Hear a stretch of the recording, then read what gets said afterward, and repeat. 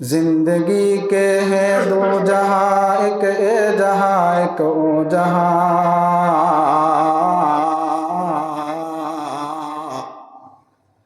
जिंदगी के है दो जहां, एक ए जहां एक ओ जहां। उसके दरमियान फासला एक सांस का, उसके दरमियान फासला एक सांस का। जो चलती रहे तू ये जहां, जो चलती रहे तू ये जहां, जो रुक जाए तू जहां। गुजारो जिंदगी अब, गुजारो जिंदगी अपने हमेशा नेक कामों में।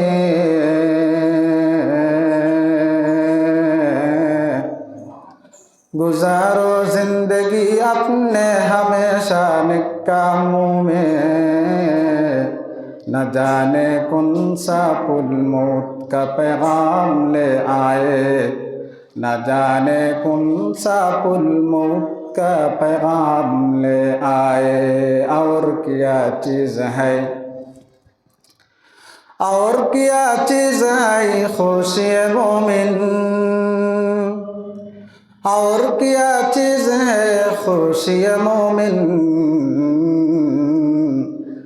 खुश है मुझसे कि खुदा खुश हो मैं, खुश है मुझसे कि खुदा खुश हो मैं। शकल दुरूद शरीफ पढ़िए। अल्लाहुम्मा सल्लि अला मुहम्मद व अला आलि मुहम्मद कमा सल्लैता अला इब्राहीम व अला आलि इब्राहीम इन्नका हमीदुम मजीद। अल्लाहुम्मा बारिक अला मुहम्मद व अला आलि मुहम्मद कमा बारकता अला इब्राहीम व अला आलि इब्राहीम इन्नका हमीदुम मजीद। मुअज़्ज़ज़ मुहतरम सम्मानित सदी, सर्वप्रथम আল্লাহ তাআলার দরবারে শুকরিয়া আদায় করি যে আল্লাহ তাআলা অত্যন্ত দয়া করে মায়া করে ভালোবেসে আজকের এই মুহূর্ত পর্যন্ত সুস্থ সবল রেখে মসজিদ পর্যন্ত আসা ও বসার মতো সুযোগ করে দিলেন। এই জন্য সে আল্লাহ তাআলার দরবারে দিন থেকে শুকরিয়া আদায় করি, সকলে বলি আলহামদুলিল্লাহ। সেই সাথে লক্ষ কোটি দরুদের হাদিয়া ওই মহামানবের প্রতি যিনি নবীর রহমা, নবীর তওবা, সৈয়দুল বশর, সৈয়দুল কাউনাইন, সৈয়দুল সাকালাইন, সৈয়দুল মুরসালিন, জৈনুল মুরসালিন, রহমাতুল লিল আলামিন, খাতামুন নবিয়্যিন, শফিউল মুজনবিন, ইমামুল আম্বিয়া, ইমামুল হুদা, ইমামুল হারামাইন, মক্কিউল মাসউদ, মাদানিউল মাহমুদ, শামসুল হুদা, আহমদুল মুজতবা, মুহাম্মদুল মুস্তাফা, সকলে বলি সাল্লাল্লাহু আলাইহি ওয়াসাল্লাম। সম্মানিত সুধী, আজকে আমার আলোচ্য বিষয়বস্তু হইল অধিকারের বাস্তবায়নে কার অধিকার সবার আগে। আবারও বলতেছি, আজকে আমার আলোচ্য বিষয়বস্তু হইল অধিকারের বাস্তবায়নে কার অধিকার সবার আগে। এই বিষয়ের দিকে যদি আমরা লক্ষ্য করি তাহলে আমরা দুইটা জিনিস বুঝতে পারি। অধিকারের বাস্তবায়নে কার অধিকার সবার আগে। যেখানে সবার আগে যে প্রশ্ন যখন আসে, কথা যখন আসে, শব্দ যখন আসে, অবশ্যই এর পিছনে কি থাকে, পরেও সবার আগে বললে অবশ্যই তার পিছনে কি থাকবে, পিছন থাকবে। তো এই বিষয় থেকে আমরা বুঝতে পারি অধিকার দুই ধরনের। অধিকার কয় ধরনের? দুই ধরনের। একটা অধিকার হলো আল্লাহ তাআলার পক্ষ থেকে বান্দার উপরে অধিকার, আল্লাহ তাআলার পক্ষ থেকে বান্দার উপরে অধিকার। দ্বিতীয় হইল বান্দার উপরে বান্দার অধিকার। দ্বিতীয় কি বলেন না? বান্দার উপরে বান্দার অধিকার। তাহলে অধিকার মৌলিকভাবে কয় প্রকার পাইলাম? দুই প্রকার। একটা হলো বান্দার উপরে আল্লাহ তাআলার অধিকার, আরেকটা হলো দ্বিতীয়টা কি বললাম? বান্দার উপরে বান্দার অধিকার। আজকে আমার আলোচ্য বিষয়বস্তু হলো এই দুই যে অধিকারের মধ্যে থেকে কার অধিকারটা সবার আগে। কার অধিকার আগে বাস্তবায়ন করতে হবে। আল্লাহ তাআলা পুরা পৃথিবীর মানুষদেরকে তার কালামে পাকের মাধ্যমে জানান দিলেন। আল্লাহ তাআলা বলেন, ওয়াকাদা রাব্বুকা আল্লা তা'বুদু ইল্লা ইয়্যাহ। আল্লাহ তাআলা তার চূড়ান্ত ফয়সালা মানুষদেরকে, পৃথিবীর মানুষদেরকে জানান দিলেন, যত অধিকার পৃথিবীতে আছে, যে যত অধিকার বাস্তবায়নের জন্য তার নিজের জীবনকে পর্যন্ত বিলীন করে দিতেছে, এই অধিকারের মধ্যে থেকে সর্বাগ্যে সবার আগে যার অধিকার তিনি কে বলেন না? আল্লাহ। সবার আগে কার অধিকার? আল্লাহ তাআলার অধিকার। আল্লাহর অধিকার বাস্তবায়নের পরে দিয়েই কার অধিকার? বান্দার অধিকার। এই জন্য আল্লাহ তাআলা ওয়াকাদা রাব্বুকা আল্লা তা'বুদু ইল্লা ইয়্যাহ ওয়া বিল ওয়ালিদাইনি ইহসানা বলছেন। বান্দার উপরে বান্দার যে অধিকার, এই অধিকারের পূর্বে কার উপরে কার অধিকার? বান্দার উপরে আল্লাহ তাআলার অধিকার। আল্লাহ তাআলা যখন বান্দার উপরে, যখন আল্লাহ তাআলা বান্দার কাছ থেকে যখন অধিকার পান, তাহলে যেই অধিকারগুলো বান্দার কাছ থেকে পাওনা কে? আল্লাহ। আল্লাহ তাআলা বলেন, ওয়াকাদা রাব্বুকা আল্লা তা'বুদু ইল্লা ইয়্যাহ। আল্লাহ তাআলা বলেন, ও মুসলমান, তোমরা যত মানুষের, যত ব্যক্তির অধিকার বাস্তবায়নের জন্য নিজের জীবনকে পর্যন্ত বিলীন করে দিতেছে, সবার আগে যার অধিকার বাস্তবায়ন করতে হবে তিনি হলেন কে? আল্লাহ। আল্লাহ বলেন, তুমি যদি আমার অধিকার বাস্তবায়ন করতে পারো তাহলে তুমি শুধুমাত্র ঈমানদার থাকবা, তাই না? তুমি নেককার হয়ে যাবা। আর তুমি যদি আমার অধিকার বাস্তবায়ন করতে না পারো, আমার যে অধিকারগুলো, আমার পাওনাগুলো যদি আমাকে বুঝাই দিতে না পারো, তাহলে তুমি ঈমানদার ও তুমি গুনাহগার হয়ে যাবা। বলেন, যদি আল্লাহ তাআলার অধিকার, বান্দা যদি আল্লাহ তাআলার অধিকারকে বাস্তবায়ন করতে পারে, আল্লাহ তাআলার পাওনাগুলি যদি আল্লাহ তাআলাকে বুঝাই দিতে পারে, তখন এই বান্দা কি ঈমানদার থাকবে না নেককার হয়ে যাবে? নেককার। ঈমানদার কি হয়ে যায় বলেন না? নেককার। কথাগুলি ঠান্ডা মাথায় বুঝিয়ে। আর যদি বান্দা যদি আল্লাহ তাআলার অধিকার যদি বাস্তবায়ন না করে, আল্লাহ তাআলার পাওনাগুলি যদি আল্লাহ তাআলাকে বুঝাই দিতে না পারে, তখন বান্দা কি হয়ে যায় বলেন? ঈমানদার, গুনাহগার। ঈমানদার কিগার হবে বলেন? গুনাহগার। আল্লাহ তাআলা বলেন, ইয়া আইয়ুহাল্লাযীনা আমানু লা তাখুনুল্লাহা ওয়ার রাসূলা ওয়া তাখুনু আমানাতিকুম ওয়া আনতুম তা'লামুন। আল্লাহ তাআলা এই আয়াতে কারিমার মধ্যে 4টা কথা বলছেন, তার মধ্যে আমি শুধুমাত্র একটা কথা বলবো। আল্লাহ তাআলা ঈমানদারদেরকে সম্বোধন করে বলেন, ইয়া আইয়ুহাল্লাযীনা আমানু লা তাখুনুল্লাহ।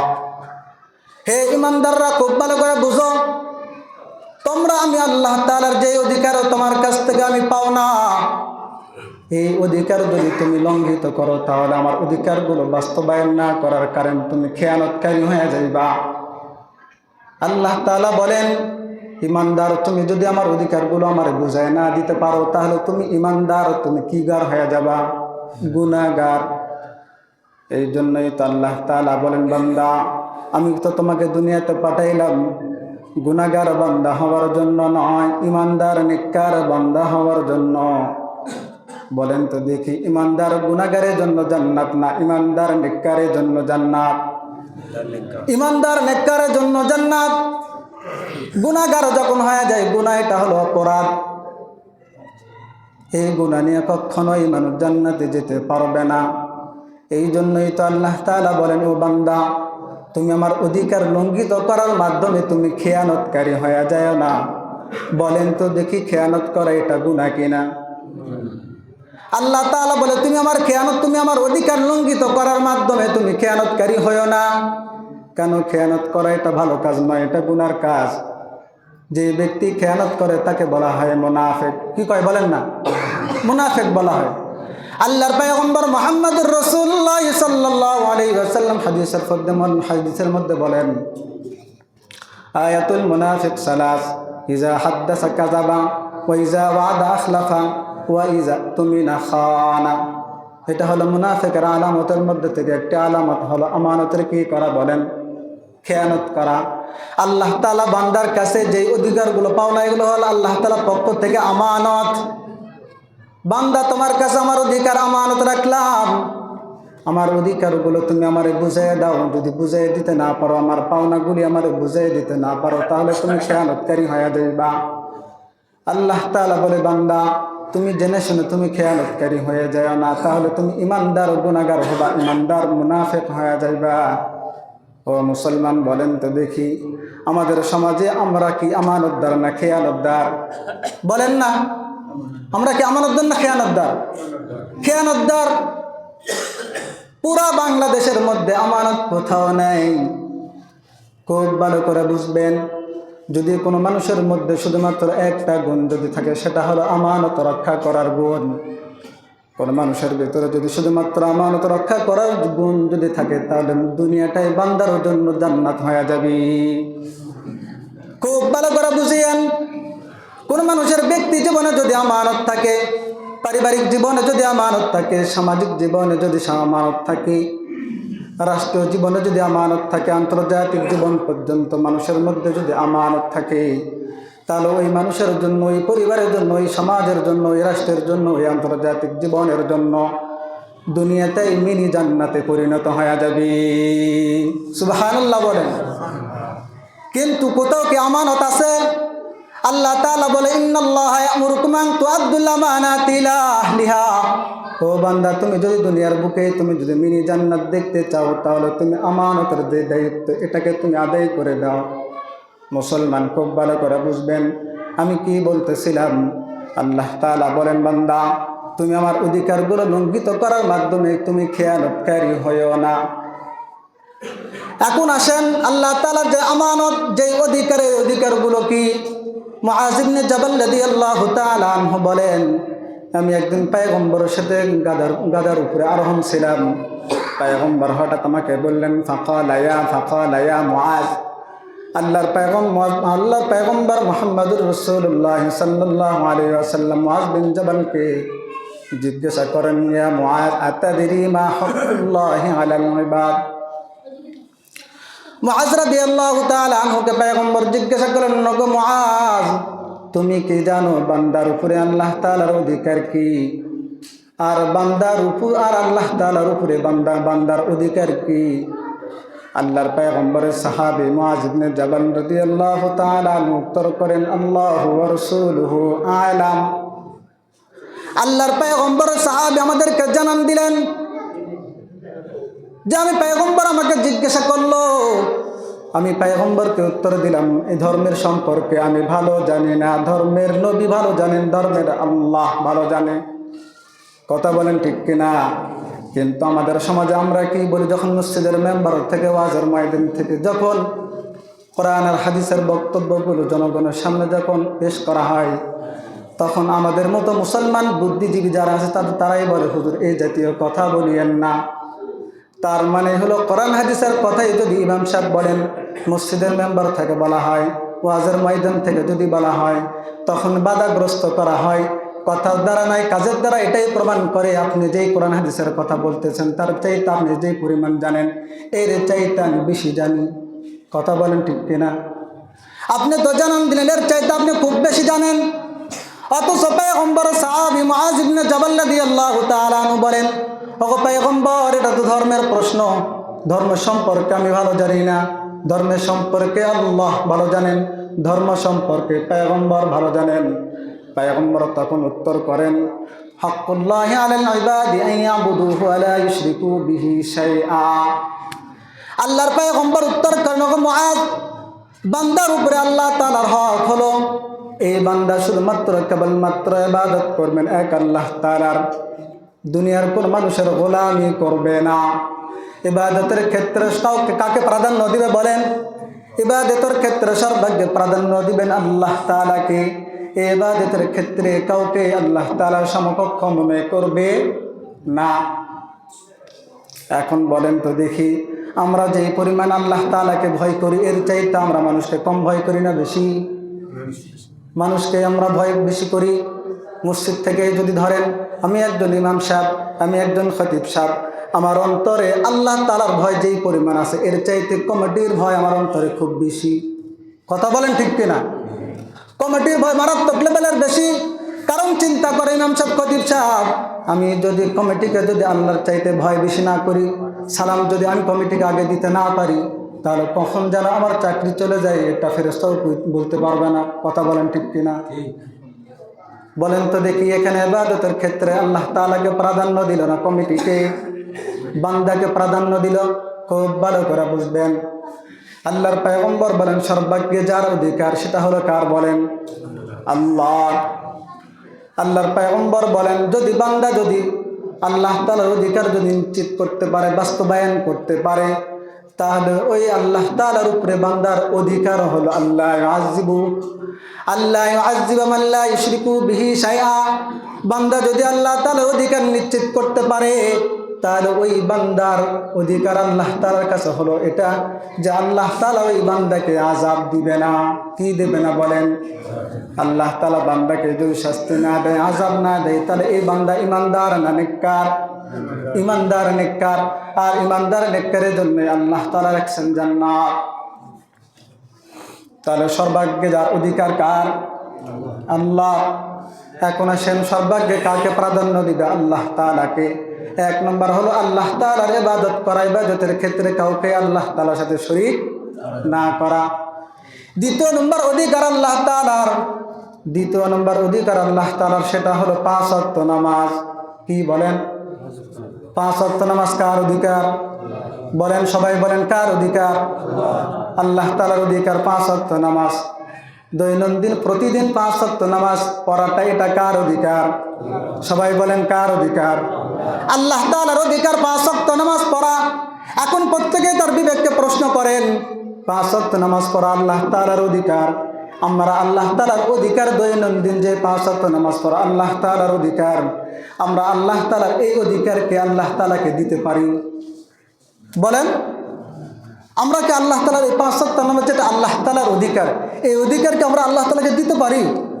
বলেন না, দিতে পারি না। বাংলাদেশে স্বাধীনতার আগেও জন্ম না হয়, পরে জন্ম হওয়ার পরে যদি রাজাকার হয়, তাহলে আল্লাহ তাআলা অধিকার নিশ্চিত না করতে না পারার কারণে, অপরাধী হওয়ার কারণে হে অপরাধী হতে পারে কিনা? কথাগুলি ঠান্ডা মাথায় বুঝে। 5 ওয়াক্ত নামাজ পড়া কার অধিকার? আল্লাহ তাআলার অধিকার। আমি আল্লাহ তাআলার এই অধিকার লঙ্ঘন করলাম কিনা? 5 ওয়াক্ত নামাজ পাওয়ার অধিকার কার? আল্লাহ তাআলার অধিকার। এটা আল্লাহ তাআলা বান্দার কাছ থেকে পাও না, বান্দার কাছ থেকে কি বলেন না? পাও না। তাহলে আমি আল্লাহ তাআলার কাছে ঋণী, আমি আমার আল্লাহ তাআলার কাছে কি বলেন না? ঋণী। তাহলে আল্লাহ তাআলা আমার কাছে 5 ওয়াক্ত নামাজ পাওয়ার অধিকার রাখেন, এই অধিকারকে আমরা বাস্তবায়ন করতে পারি? বলেন, বাস্তবায়ন করতে পারি। কথাগুলো ঠান্ডা মাথায় বুঝবেন, খুব ঠান্ডা মাথায় ভাববেন।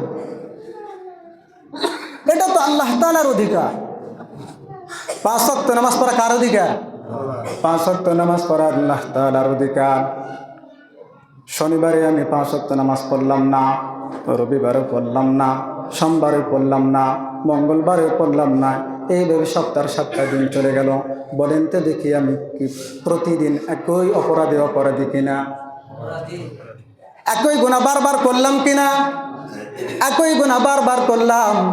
বলেন তো দেখি আমাদের সমাজে আমাদের মানুষ, কোনো মানুষের কাছে যে দোষী সাব্যস্ত হয়, একবার ক্ষমা করে, 2 বার ক্ষমা করে, 3 বার ক্ষমা করে, চতুর্থবার বলে এক কাজই বারবার করো কেন, এক ভুল বারবার করো কেন?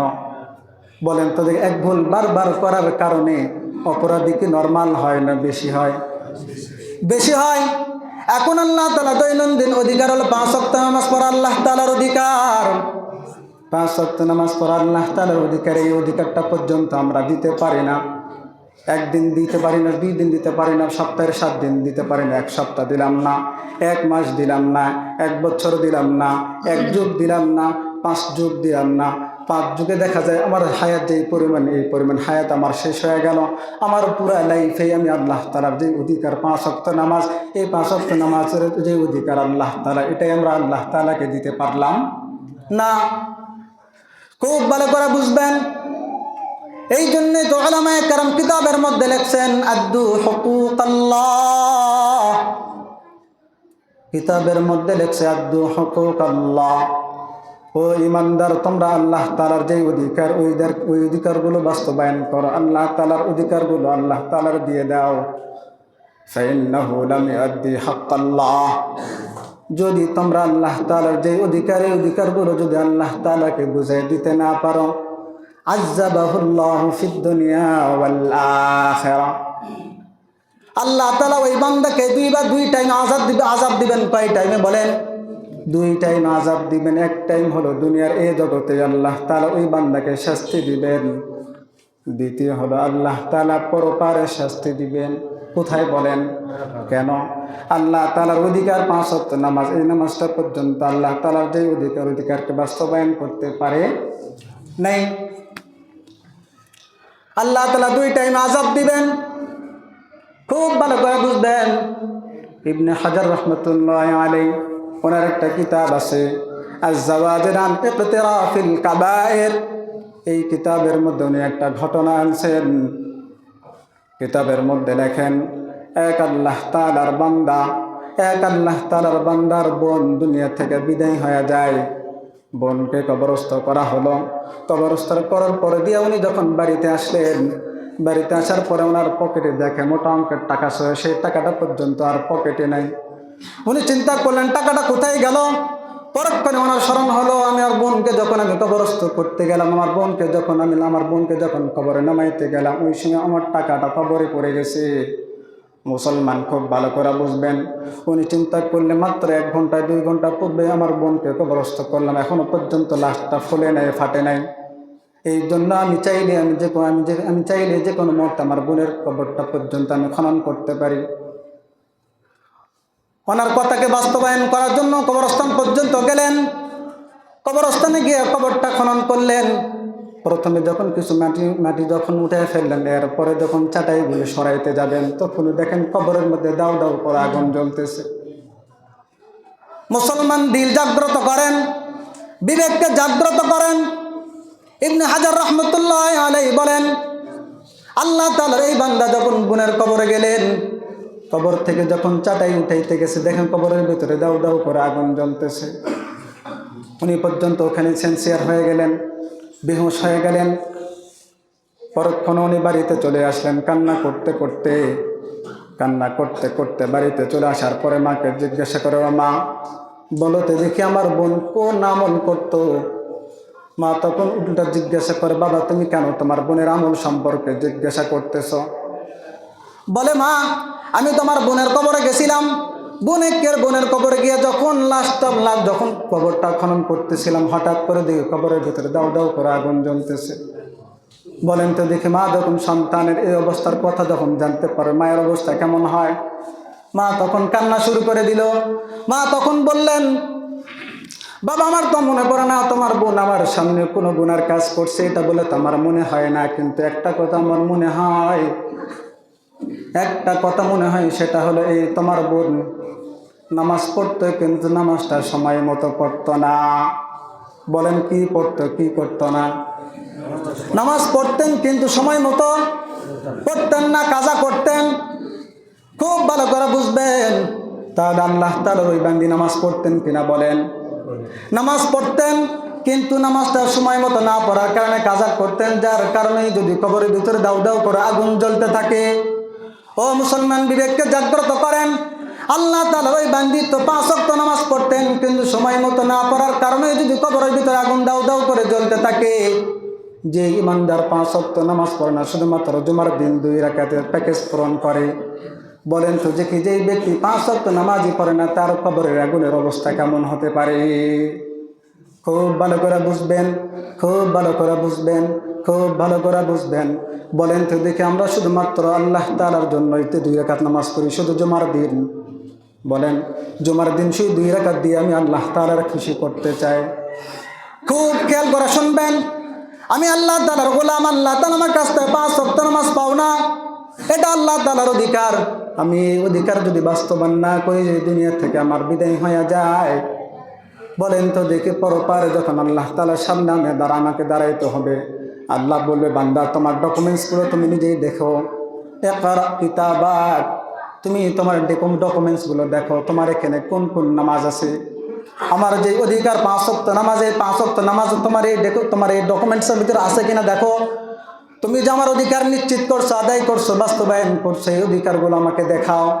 বান্দা যখন ডকুমেন্টসগুলো খুলবে, বান্দা ডকুমেন্টসের ভিতরে দেখবে শুধুমাত্র জুম্মা মুবারক। কি মুবারক বলেন? জুম্মা মুবারক। প্রথম পেজ উল্টে দ্বিতীয় পেজে দেখবে জুম্মা মুবারক, তৃতীয় পেজেও দেখবে বান্দা জুম্মা মুবারক, চতুর্থ পেজেও দেখবে শুধুমাত্র জুম্মা মুবারক। হায়া পুরা পেজ ফাঁকা, শুধু জুম্মা মুবারক। বলেন তো দেখি আমরা জুম্মা মুবারক একটা জায়গাতে আমরা লিখি কিনা বলেন? আমরা লিখি কিনা বলেন? জুম্মা মুবারক লিখি। খুব ভালো করে বুঝবেন, বান্দা যখন আরো কিছু পেজ অতিক্রম করবে তখন দেখবে শুধুমাত্র জানাজা মুবারক। কি বলেন? জানাজা মুবারক। আরো কিছু পেজ যখন দেখবে তখন শুধুমাত্র দেখবে ঈদ মুবারক। হায় হায়, বান্দার কপাল তো পুড়ে গেল। আল্লাহ বল, বান্দা তোমার কি অবস্থা? আমার যে অধিকার, ওই অধিকারগুলো কতটুকু বাস্তবায়ন করলা? তোমার ডকুমেন্টসের মধ্যে শুধুমাত্র জুম্মা মুবারক, তোমার ডকুমেন্টসের মধ্যে শুধুমাত্র জানাজা মুবারক, তোমার ডকুমেন্টের মধ্যে শুধুমাত্র ঈদ মুবারক, আর কোনো মুবারক নাই। জোহর মুবারক নাই, আসর মুবারক নাই, মাগরিব মুবারক নাই, এশা মুবারক নাই, ফজর মুবারক নাই। তোমার এই 3 মুবারক তোমাকে কখনোই জান্নাতের জন্য উপযোগী করতে সক্ষম হবে না। কথাগুলো ঠিক, কথাগুলো খুব দিল দিয়ে বুঝবেন। ও মুসলমান, তাহলে কি বলেন? 5 ওয়াক্ত নামাজ পড়া কার অধিকার? বলেন কার অধিকার? আল্লাহ। এরপরে আসেন, বাৎসরিক আল্লাহ তাআলার অধিকার আছে। বাৎসরিক কি আছে? আল্লাহ তাআলার অধিকার। রমজান মাসের রোজা, এটা কার অধিকার? আল্লাহ তাআলার অধিকার। বলেন তো দেখি, রমজান মাসের রোজা এটা কার অধিকার? এটা আল্লাহ তাআলার অধিকার। বলেন তো দেখি, রমজানের পূর্ণ রোজা কি আমরা রাখতে পারি? রমজানের রোজা এটাও পর্যন্ত আল্লাহ তাআলার অধিকার। এটা আমরা বান্দা হিসাবে আল্লাহ তাআলাকে পূর্ণ অধিকার দিতে পারি না। বাৎসরিক আল্লাহ তাআলার আরেকটা অধিকার আছে, সেটা হলো যাকাত। বলেন তো দেখি, যাকাতটা কি আমরা পূর্ণাঙ্গ দিতে পারি? ওই অধিকারটা পর্যন্ত আমরা আল্লাহ তাআলাকে দিতে পারি না। এরপর জীবনে একবার বান্দার অধিকার আছে, সেটা হলো হজ। এই অধিকার পর্যন্ত আমরা আল্লাহ তাআলাকে দিতে পারি না। দৈনন্দিন অধিকারের ক্ষেত্রেও আমরা অপরাধী, বাৎসরিক অধিকারের ক্ষেত্রেও আমরা অপরাধী। জীবনে একবার যে অধিকার, ওই অধিকারের ক্ষেত্রেও আমরা অপরাধী কিনা বলেন? আমরা অপরাধী। খুব ভালো করে বুঝবেন, আল্লাহ তাআলা আমাকে এতগুলো নিয়ামত দিলেন, এত কিছু দিলেন, এত কিছু দিলেন, এত কিছু দিলেন। এত কিছু দেওয়ার পরেও আমরা আল্লাহ তাআলাকে তেমন কিছুই দিতে পারি না। বলেন তো দেখে, আমাদের দুনিয়ার নিয়ম অনুযায়ী একজন বান্দা যদি একজন মানুষ আরেকজনের কাছ থেকে শুধুমাত্র নিতেই থাকে, নিতেই থাকে, নিতেই থাকে, কিন্তু সেই বান্দা যে নিতেছে সে অপর বান্দাকে কিছুই দেয় না। তাহলে বলেন তো দেখে, আমরা যে শুধু নিতেছে, দিতেছে না, তাকে আমরা কি বলি? বলেন না, স্বার্থপর বলি না? সে নিজেরটা শুধু বোঝে, সে শুধুমাত্র নিতেছে, নিতেছে, নিতেছে, নিতেছে, সে দিতে রাজি নেই। আল্লাহ তাআলা আমাদেরকে শুধু দিতেছেন, দিতেছেন, দিতেছেন। আমরাও আল্লাহ তাআলার পক্ষ থেকে শুধু নিতেছি, নিতেছি, নিতেছি, নিতেছি, কিন্তু আল্লাহ তাআলাকে আমরা কিছুই দিতে পারি না। তাহলে বলেন তো দেখি, আমরা কি স্বার্থপর বান্দা কিনা? বলেন, আমরা স্বার্থপর বান্দা কিনা? বলেন না, স্বার্থপর বান্দা। খুব ভালো করে বুঝবেন, দুনিয়ার বুকে যদি স্বার্থপর মানুষও যদি মানুষের নজরে ভালো না হয়, তাহলে স্বার্থপর বান্দা কিভাবে আল্লাহ তাআলার কাছে ভালো হতে পারে? দিল দিয়ে কথাগুলি বুঝবেন। আল্লাহ তাআলা কি পরিমাণ দিলেন? ওয়া ইন তাউদ্দু নি'মাতাল্লাহি লা তুহসুহা। আল্লাহ তাআলা বলেন, আমি বান্দাকে এই পরিমাণ নিয়ামত দান করলাম, আমার নিয়ামতগুলি এতগুলি আছে, কিয়ামতের পরের দিন পর্যন্ত মানুষ যদি গণনা করা শেষ করতে চায়, তারপরও শেষ করতে পারবে না। আল্লাহ তাআলা বান্দাকে যেই পরিমাণ নিয়ামত দিয়েছেন, পৃথিবীর উপর মানুষ এই পরিমাণ নিয়ামত দিতে কখনোই পারবে না। বলেন তো দেখি, শুধুমাত্র আল্লাহ তাআলার কাছ থেকে শুধুমাত্র নিতেই থাকলাম, আল্লাহ তাআলার কিছুই দিলাম না।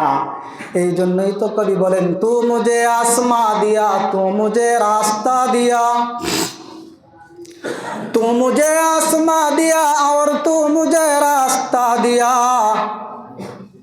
तू मुझे आसमां दिया और तू मुझे रास्ता दिया, नेमतों से भर दिया और सबसे बेहतर कर दिया, नेमतों से भर दिया और सबसे बेहतर कर दिया, मेरे सर से पाँव तक तेरे सनात कर दिया, मेरे सर से पाँव तक तेरे सनात कर दिया, देखने को आँख दिया और बोलने को लब दिया, देखने को आँख दिया और बोलने को लब दिया। কবি বলেন আল্লাহ তাআলা বান্দাকে যে পরিমাণ নিয়ামত দিয়েছেন পৃথিবীর কোনো মানুষ পর্যন্ত দিতে সক্ষম হবে না। মানুষের নিয়ামতের মধ্যে থেকে অত্যন্ত গুরুত্বপূর্ণ দুইটা নিয়ামতের কথা কবি এখানে বলেন। একটা হলো মানুষের চোখ আর একটা হলো মানুষের জবান। খুব ভালো করে বুঝবেন, মানুষের গুরুত্বপূর্ণ নিয়ামত দুইটির মধ্যে থেকে অন্যতমের মধ্যে থেকে দুইটি হলো কি বলেন? চোখ আর জবান। বলেন তো দেখি আমাদেরকে আল্লাহ তাআলা দেখার মতো যোগ্যতা দিয়েছেন কিনা বলেন? দেখার মতো যোগ্যতা দেওয়ার পরে আমরা দেখাও না দেখার ভান করি, মসজিদ দেখি দেখাও না দেখার ভান করি কিনা বলেন? দেখাও না দেখার ভান করি। আল্লাহ তাআলা আমাকে জবান দিলেন, জবান দিয়ে যা বলা যাবে তা তো বলি না, যা বলা যাবে না সেটাই আমরা বেশি বেশি করে বলি। কথা বলেন ঠিক কিনা? খুব ভালো করে বুঝবেন। আল্লাহ তাআলা আমাকে চোখ দিলেন, কত বড় নিয়ামত আল্লাহ তাআলা দিলেন। আমি মসজিদ দেখি কিন্তু দেখাও না দেখার ভান করি। এই জন্যই তো আল্লাহ তাআলা বলেন ইয়া আইয়ুহাল্লাযীনা আমানু লা তাখুনুল্লাহ। আল্লাহ তাআলা বলেন ও ঈমানদার বান্দা, তুমি আমার অধিকার লঙ্ঘিত করার মাধ্যমে তুমি খেয়ানতকারী হয় না, তুমি গুনাহগার হয়ে যায় না। কেন জানো? কারণ আমি আল্লাহ তাআলা তোমাকে দুনিয়াতে আমি পাঠাইলাম তোমাকে আখিরাতের জন্য। কিসের জন্য বলেন? আল্লাহ তাআলা বান্দাকে কেন পাঠাইলেন বলেন? সবাই বলেন কেন পাঠাইলেন? আখিরাতের জন্য। আর আল্লাহ তাআলা দুনিয়াকে বানাইলেন বান্দার জন্য। বলেন দুনিয়া কার জন্য বানাইলেন? হুয়াল্লাযী খালাকা লাকুম মা ফিল আরদি জামিআ। আল্লাহ তাআলা পুরো দুনিয়াকে বানাইলেন বান্দার জন্য। আর বান্দার কিসের জন্য বানাইলেন বলেন? আখিরাতের জন্য আল্লাহ তাআলা বান্দাকে বানাইলেন। কিন্তু এই বান্দাকে যেই জন্য বানাইছেন, বান্দা ওই না কাজ না করে বান্দার জন্য যা বানাইছে সেই কাজ বান্দা করে। দুনিয়া বান্দার জন্য তৈরি করলেন, আখিরাতের জন্য তৈরি করলেন আল্লাহ তাআলা বান্দাকে। কিন্তু বান্দা সে আখিরাতের জন্য তৈরি করার পরে বান্দা আখিরাতকে প্রাধান্য দেয় না, বান্দা দুনিয়ার জন্য হয়ে গেছে। কার জন্য বলেন? খুব ভালো করে বুঝবেন। আর বান্দা আল্লাহ তাআলার অধিকারকে নিশ্চিত করতে পারে না, আদায় করতে পারে না, আল্লাহ তাআলার অধিকার বাস্তবায়ন করতে পারে না, আল্লাহ তাআলার পাওনাগুলি আল্লাহ তাআলাকে বুঝাই দিতে পারে না। দুনিয়ার তো কারণেই তো বলেন, দুনিয়ার কারণেই কিনা বলেন? দুনিয়ার কারণেই তো। দুনিয়ার কারণের মধ্যে থেকে কি? সেটা হলো নিজের পরিবারের জন্য। কার জন্য বলেন? নিজের পরিবারের জন্য। মানে ব্যবসা বাণিজ্য করে, চাকরি করে, বাকরি করে, ক্ষেত খামারে কাজ করে, দেশে থাকে বিদেশে কাজ করে। বলেন তো কার জন্য?